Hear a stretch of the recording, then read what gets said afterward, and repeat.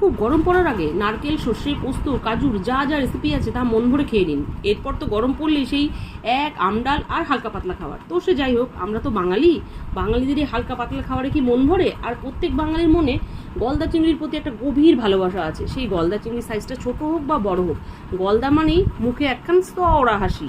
আর সেই গলদা যদি হয় কাজু নারকেল বাটা দিয়ে, তাহলে তো দুপুরের খাবার থালাটা একদম চেটে পুটে সাফ।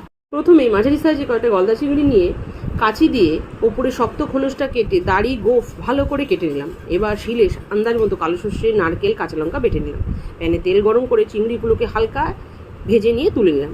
এবার ওই প্যানে কালো জিরে ফোড়ন দিয়ে সমস্ত বাটা মশলা দিয়ে একবার নেড়ে চেড়ে কাজু বাটা, হলুদ, নুন, সামান্য কাশ্মীরি ঝাল দিয়ে ভালোভাবে কষিয়ে মশলা থেকে তেল ছেড়ে এলে এবার ভাজা মাছগুলো দিয়ে লো হিটে চাপা ঢাকা দিয়ে রান্না করলেই রেডি নারকেল কাজু বাটা দিয়ে গলদা চিংড়ির দুর্দান্ত মালাইকারি। এরপর দুপুরবেলা গরম গরম ভাতের সাথে চিংড়ি মাছ দিয়ে একটু ভাত মেখে সোজা মুখে, আবারও একটু চিংড়ি, আবার একটু ভাত মেখে সোজা মুখে, কি আস্বাদ, কি টেস্ট, কি স্বাদ।